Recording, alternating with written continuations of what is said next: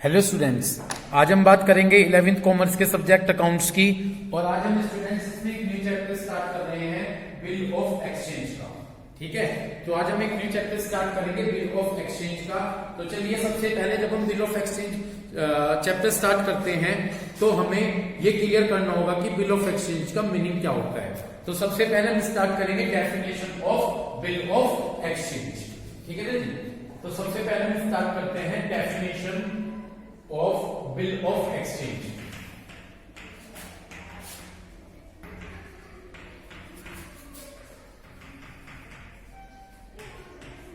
पहले मुझे आप ध्यान से सुनिएगा, क्योंकि इसमें बड़े स्टूडेंट्स कंफ्यूज होते हैं बिल ऑफ एक्सचेंज में। ठीक है, पहले यहां पर ध्यान से सुनिए, बिल ऑफ एक्सचेंज के अंदर 2 पार्टी भी हो सकती हैं और 3 पार्टी भी हो सकती हैं। पहले मैं आपको थोड़ा बेसिक समझाऊंगा कि क्या होता है बिल ऑफ एक्सचेंज में। बिल ऑफ एक्सचेंज, पहली बात, वो पार्टी बनाती है जो पार्टी सामान बेचती है। मान लीजिए बायर और सेलर है, जो बंदा गुड्स सोल्ड कर रहा है वो सोल्ड करने वाला बंदा बिल ऑफ एक्सचेंज बनाता है। तो कौन बनाएगा बिल ऑफ एक्सचेंज? गुड्स बेचता है। ठीक है, और जो गुड्स खरीद रहा है वो उसे एक्सेप्ट करता है। तो खरीदने वाला बंदा उसे क्या करेगा? एक्सेप्ट करेगा। तो कौन लिखेगा बिल ऑफ एक्सचेंज? सामान बेचने वाला। सपोज कीजिए मैं सेलर हूं और फाइमा आप परचेसर हैं, खरीदने वाले हैं। ठीक है, तो कौन बनाएगा बिल ऑफ एक्सचेंज? मैं बनाऊंगा, क्योंकि मैं बेच रहा हूं और आप खरीदने वाले हैं। ठीक है, आप उसे एक्सेप्ट करोगे। ठीक है, इतनी बात क्लियर हो गई। और मैं सामान बेच रहा हूं, आप खरीद रहे हो, पैसे कौन पे करेगा? आप पे करोगे। किसे? मुझे। कभी कभी केस में ये आप मुझे करोगे, लेकिन कभी कुछ केस ऐसे होंगे जिसमें मैं डायरेक्शन दे दूंगा कि आप मुझे पैसे ना देकर मेरे द्वारा बताए गए बंदे को पैसे पे करेंगे। तो एट दैट टाइम 3 पार्टी हो जाती है। वैसे तो होंगी 2, लेकिन कब 3 होंगी? जब मैं पैसे लेने वाला, रिसीव करने वाला, ये डायरेक्शन दे दूंगा कि वो पैसा किसी थर्ड पार्टी को देना, जैसे कि कोमल को। तो एट दैट टाइम 3 पार्टी हो गई, आप, मैं और आप पेई हैं। पेई का मतलब लास्ट में पैसा किसके पास जाएगा? आपके पास जाएगा। तो वैसे तो 2 पार्टी होंगी। ठीक है ना, एक तो बिल कौन बनाएगा? बिल ऑफ एक्सचेंज कौन बनाता है? जो सामान बेचता है, बेचने वाला। और कौन उसे एक्सेप्ट करेगा? खरीदता है, जो खरीदने वाला। एक्सेप्ट करके ये बता देगा कि इतने दिनों बाद, इतने महीनों बाद मैं आपके पैसे का पेमेंट कर दूंगा। ठीक, या तो वो पैसे मेरे पास आएंगे। इतनी बात क्लियर हो गई। और अगर मैं डायरेक्शन दे दूं कि वो पैसा किसी थर्ड पार्टी को देना है, तो तब एट दैट टाइम 3 पार्टी हो जाएंगी। वैसे तो रहती कितनी है? 2, लेकिन कब हो जाएंगी 3? जब मैं पैसा रिसीव करने वाला डायरेक्शन दे दूंगा कि मेरे बिहाफ पर कोमल को पैसे मिलेंगे, तो एट दैट टाइम 3 पार्टी हो जाएंगी। समझ गए? ठीक है, तो और बेसिकली बायर और सेलर के बीच में लिखे जाते हैं। किसके बीच में होते हैं? बायर और सेलर। पढ़ूं अब? ठीक, तो definition of bill of exchange. A bill of exchange is an instrument in writing. एक बिल ऑफ एक्सचेंज क्या होता है? एक इंस्ट्रूमेंट होता है जो कि राइटिंग का मतलब रिटिन में होगा। तो बिल ऑफ एक्सचेंज कैसे होगा? बिल ऑफ एक्सचेंज क्या होगा? एक इंस्ट्रूमेंट। किस में होगा? रिटिन में। N unconditional order. ठीक है, वहां पर जो ऑर्डर होगा वो अनकंडीशनल होगा, यानी ऑर्डर देते हुए साथ में कोई कंडीशन नहीं लगाई जाएगी। समझ में आ गया?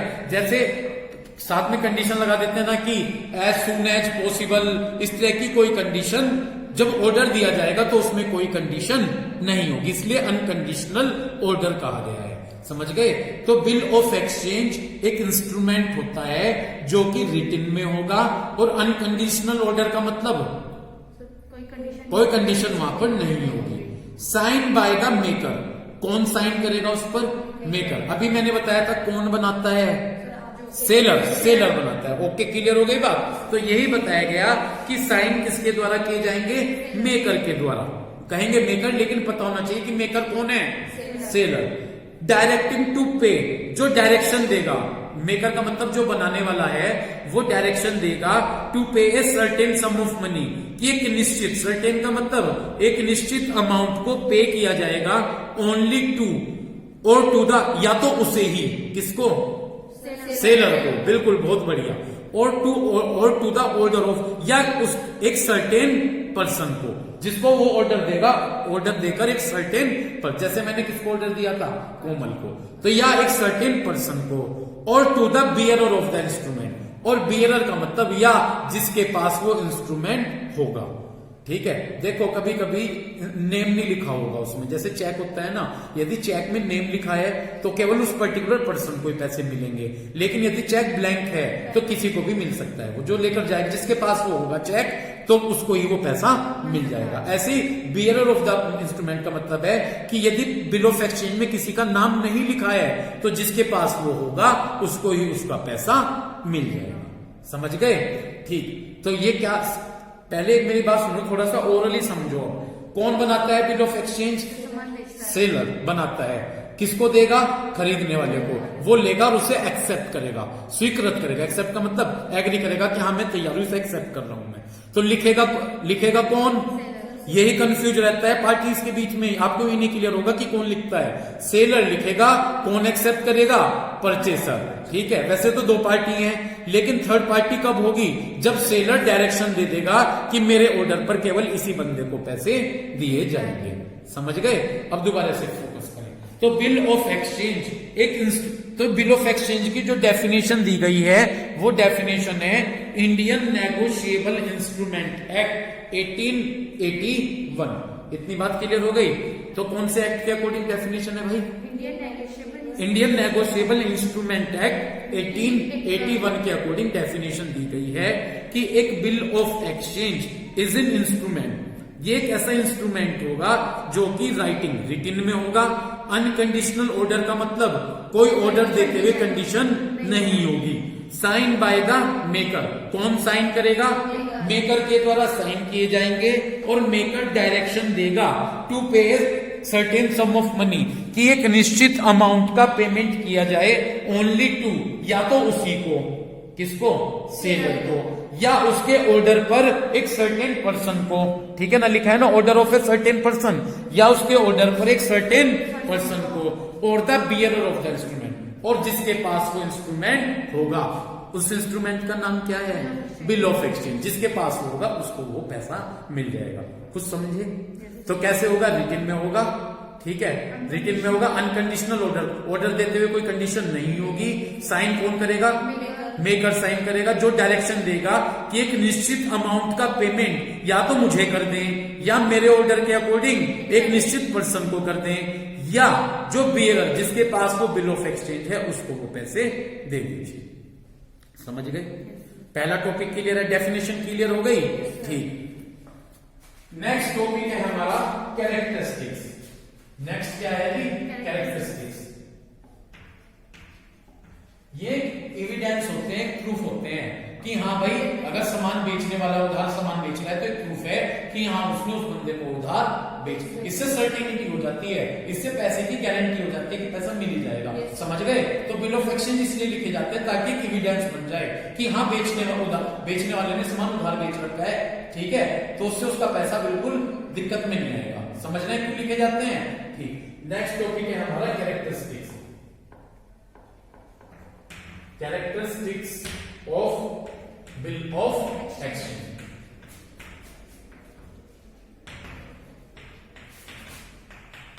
Characteristics of bill of exchange। चलिए स्टार्ट करिए।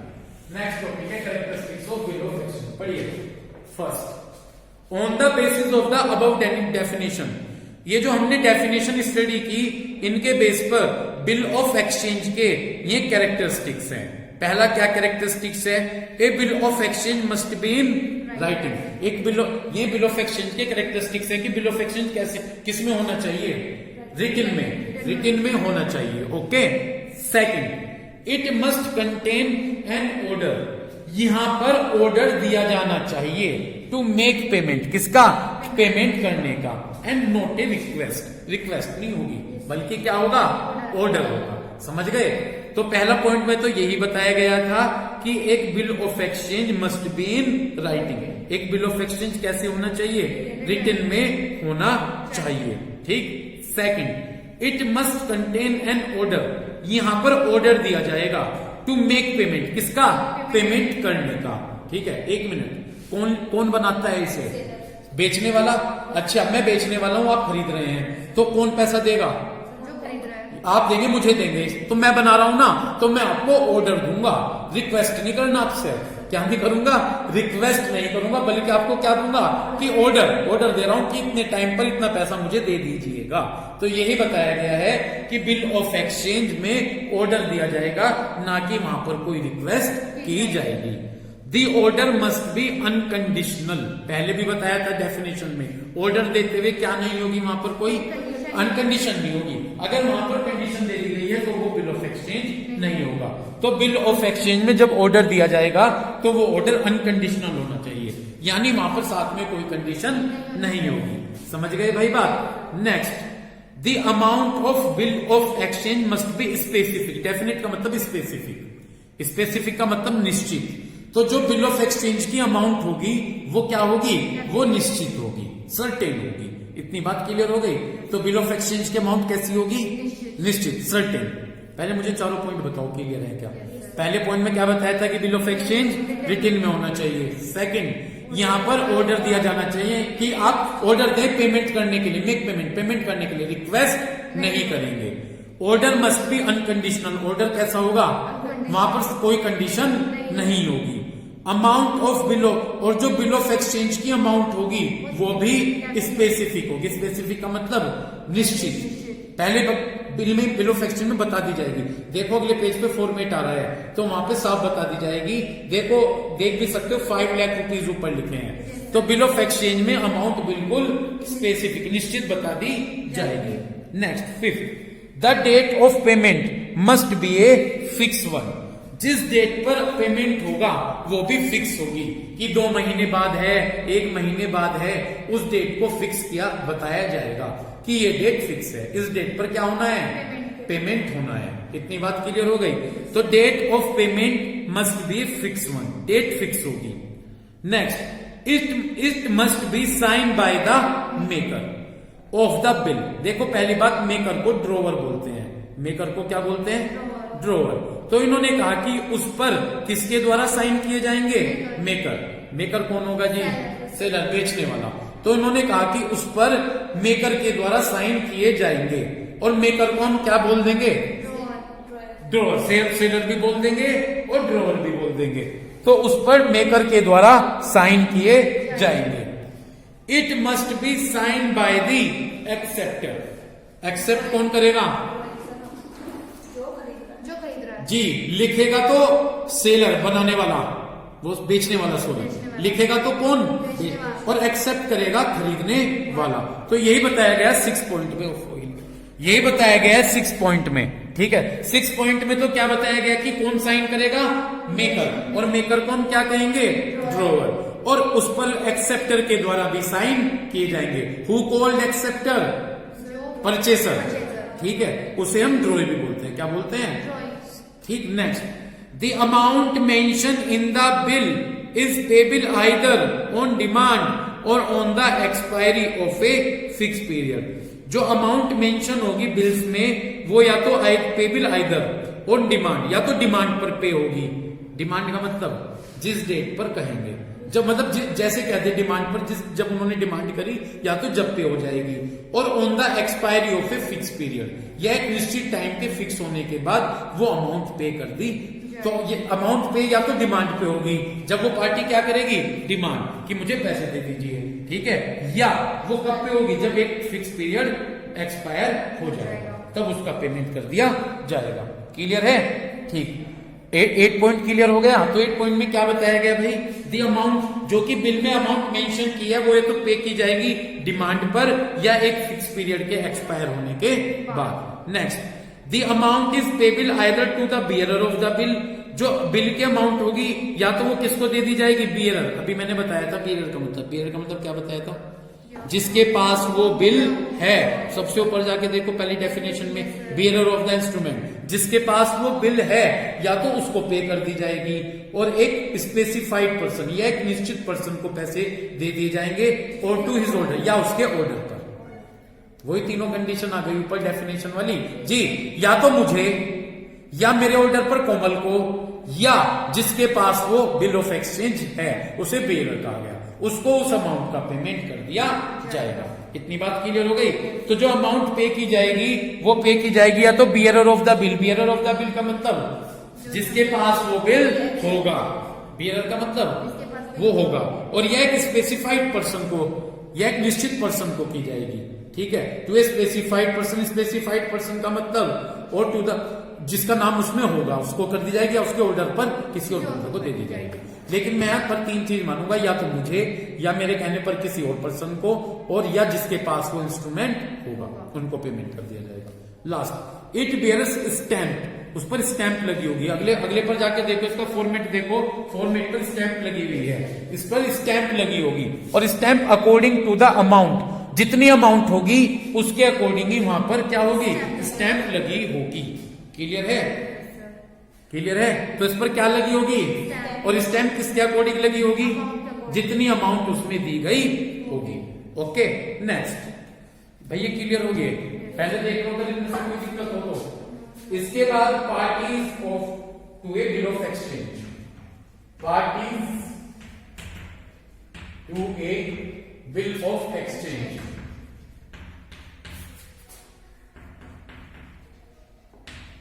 Parties to a bill of exchange, पढ़िए।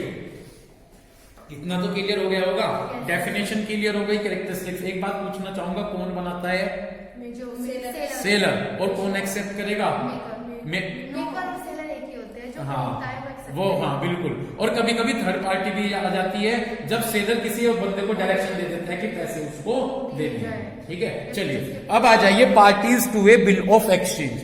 देयर आर 3 पार्टीज, इन्होंने सीधा बता दिया कि कितनी पार्टीज होंगी बिल ऑफ एक्सचेंज में, 3 पार्टीज होंगी। फर्स्ट, ठीक है, तो there are 3 parties to a bill of exchange. तो बिल ऑफ एक्सचेंज में 3 पार्टियां होंगी। सबसे पहली पार्टी है जी हमारी क्या, ड्रोवर। तो सबसे पहले यहां पर हमारी जो पार्टी है ड्रोवर, सेकंड जो पार्टी होगी वो होगी ड्रॉई और एक्सेप्टर, और थर्ड जो हमारी पार्टी होगी वो होगी जी पे। ठीक, सबसे पहले हम लेते हैं ड्रोवर।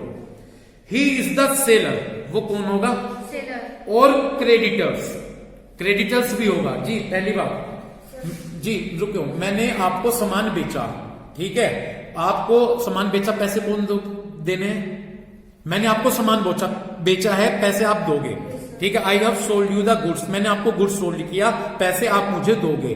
तो जब आप पैसे दे रहे हो, आपके लिए मैं क्रेडिटर्स हूं, मैं क्या हूं, इनके लिए मैं क्रेडिटर्स हूं। क्रेडिटर्स वो होता है जिसे पैसे देने होंगे। फाइमा को पैसे किसे देने हैं, मुझे, तो फाइमा के लिए मैं क्या हूं, क्रेडिटर्स, ठीक है। पढ़िएगा, इन्होंने यही कहा, ही इज द सेलर और क्रेडिटर्स, ये या तो सेलर होगा या क्रेडिटर्स होगा।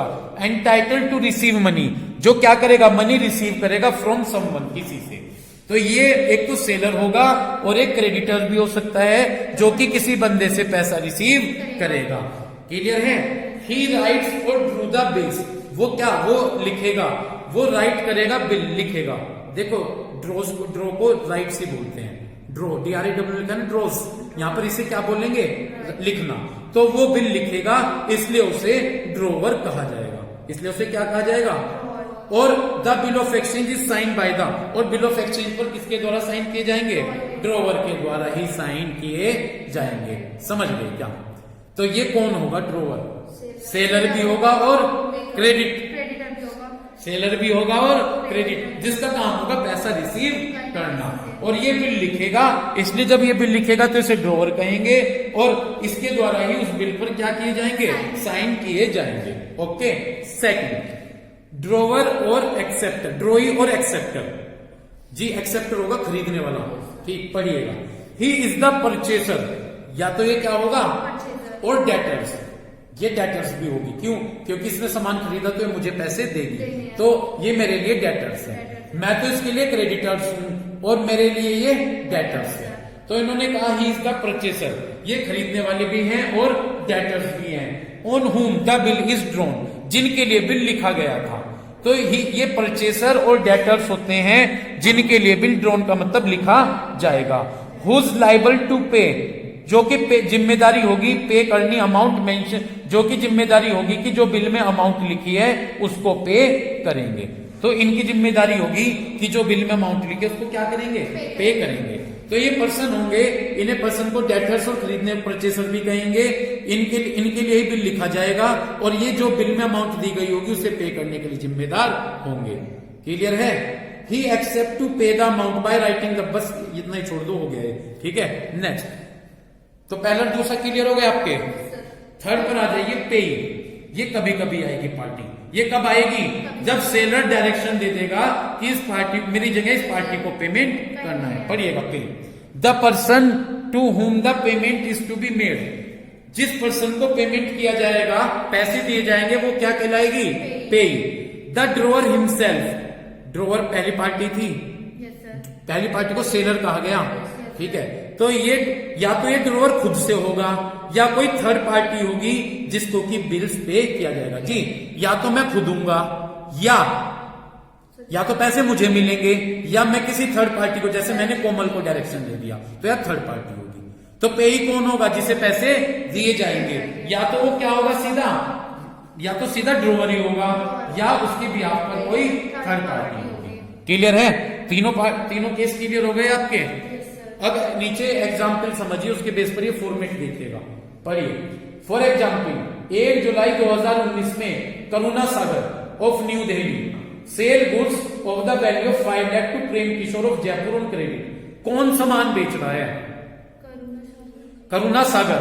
करुणा सागर तो बेचने वाला है और प्रेम किशोर खरीदने वाला है। यस, तो करुणा सागर तो बिल बनाएगा, मेकर है, और मेकर को कहेंगे ड्रोवर जी। करुणा सागर के ऊपर लिख दो अपने पेन से ड्रोवर, पहली पार्टी है ड्रोवर, ओके। और प्रेम किशोर खरीदने वाला है, तो प्रेम किशोर ड्रोई है, ठीक है। द पेमेंट ऑफ विच, जिसका पेमेंट कितने महीने बाद होगा? 2 मंथ बाद। करुणा सागर ड्रो ए बिल, कौन लिखेगा बिल? तो यही बताया जा रहा है कि करुणा सागर ने एक बिल लिखा प्रेम किशोर के ऊपर। हु एक्सेप्टेड, जिसे प्रेम किशोर ने एक्सेप्ट किया और किसको वापस कर दिया? करुणा सागर को। इस केस में करुणा सागर तो क्या है? ड्रोवर, और प्रेम किशोर क्या है? Acceptor of the bill. पहले मुझे बताओ, तुम्हारे समझ में आ गया क्या? बिल कौन लिखेगा? बेचने वाला, और बेचने वाला कौन है? ठीक। और बिल कौन एक्सेप्ट करेगा? खरीदने वाला। खरीदने वाला कौन है? प्रेम किशोर, ठीक। फॉर्मेट देखो नीचे, फॉर्मेट तो आप अपने आप से देखना। देखो, एक तो स्टैंप लगी हुई है 5 लाख रुपीज, उधर एड्रेस लिख दिया न्यू दिल्ली, ठीक है ना जी। ये न्यू दिल्ली उसका एड्रेस लिखा जाएगा जो कि सामान बेच रहा है, ठीक है। वहां किसका एड्रेस लिखोगे? उधर बेच रहा है, न्यू दिल्ली। देखो, न्यू दिल्ली 1 जुलाई 2019। यहां पर स्टैंप का दे दिया और लिखा 2 मंथ आफ्टर डेट, कि 2 महीने बाद पे टू मी, या तो मुझे पेमेंट कीजिए, या और माई ऑर्डर, या मेरे ऑर्डर के अकॉर्डिंग। कितनी अमाउंट है? 5 लाख रुपीज की, फॉर वैल्यू रिसीव, जो वैल्यू रिसीव होगी। और इधर कहकर साइन कर दिए गए किसके द्वारा? ना, हाँ, उधर राइट हैंड साइड साइन कौन करेगा? दोनों ही पार्टी करती हैं, लेकिन हाँ, करुणा सागर के द्वारा साइन कर दिए गए 1304 ग्रीन पार्क न्यू दिल्ली। इतनी बात क्लियर हो गई। और इधर एड लिख दिया गया एक्सेप्ट, जिसने उसे एक्सेप्ट किया। किसने एक्सेप्ट किया उसे? प्रेम हाँ, ड्रोई होगा, उसने इसे एक्सेप्ट किया। तो इस तरह से फॉर्मेट बना दिया गया। यहाँ पर स्टैंप बता दी गई, कितने की स्टैंप थी? 5 लाख रुपीज की। उधर न्यू दिल्ली, उसका एड्रेस दे दिया गया जिसने उसे बनाया है। बिल्कुल क्लियर। और उसके बाद स्टैंप के बाद लिखा 2 महीने बाद ये अमाउंट पे कर दी जाएगी, या तो मुझे या मेरे ऑर्डर के अकॉर्डिंग 5 लाख रुपीज की। इतनी बात क्लियर हो गई। और नीचे इधर एक्सेप्ट जिसने एक्सेप्ट किया उसने अपने साइन कर दिए प्रेम किशोर, और अपना एड्रेस लिख दिया, ठीक। और उधर हो गया, ठीक। इसके नीचे देखिए, in the above mention bill. अब सुनिए, ये तो 2 पार्टी का डिस्कस कर रहे हैं, अब तीसरी पार्टी के लिए बताइए। यदि इस बिल में करुणा सागर इज ड्रोवर, करुणा सागर क्या है भाई? यानी करुणा सागर क्या है? ड्रोवर है। वो एज वेल एज पे, वो क्या है? साथ के साथ पे। उसने ही बिल लिखा और उसे ही पैसे मिलेंगे, वही बेचने वाला है, उसे पैसे मिलेंगे। बट इफ सपोज, लेकिन करुणा सागर एंडोर्स, करुणा सागर कह दे कि इस बिल को मैं एंडोर्स का मतलब ट्रांसफर कर रहा हूं उमा शंकर को, ठीक है, तो फिर उमा शंकर होगा पे। यानी वो कह रहा है कि बिल किसके नाम में होगा, तो पैसे किसको मिलेंगे? उमा शंकर को। तो at that time Uma Shankar पे कहलाई जाएगी। इतनी बात क्लियर हो गई। तो देखो, तीनों पार्टी का बता दिया, ठीक है। एक बिल लिखती है, दूसरा बिल एक्सेप्ट करती है, और एक को फाइनली या तो पेमेंट सेलर को ही मिलेगा या उसके डायरेक्शन पर किसी थर्ड पार्टी को मिलेगा। इतनी बात क्लियर है? ठीक है जी। बस आज यहीं तक स्टडी करते हैं, ठीक है। तो आज हमने इस वीडियो में डिस्कस किया कि बिल ऑफ एक्सचेंज का मीनिंग क्या होता है, उसके क्या कैरेक्टरिस्टिक्स हैं, उस कितनी पार्टीज होंगी बिल ऑफ एक्सचेंज में, और उसके बाद फॉर्मेट हमने स्टडी किया। Thank you.